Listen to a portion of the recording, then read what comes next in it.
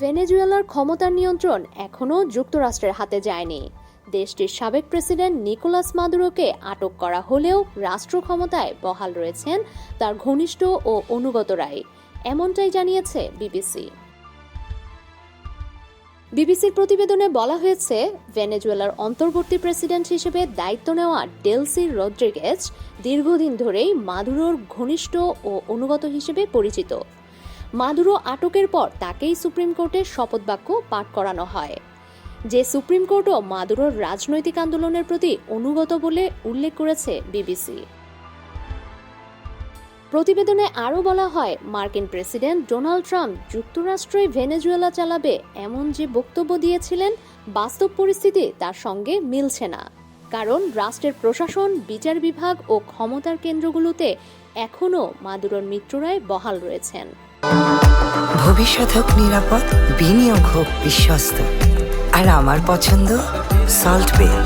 Welcome to Salt বে।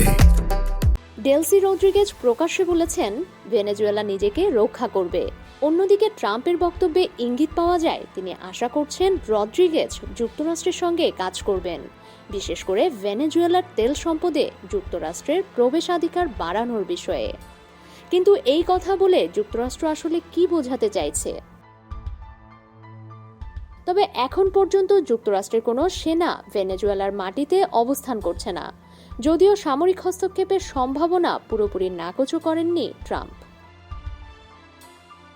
BBC বলছে, আপাতত যুক্তরাষ্ট্রের হাতে রয়েছে ভিন্ন ধরনের চাপ প্রয়োগের ক্ষমতা।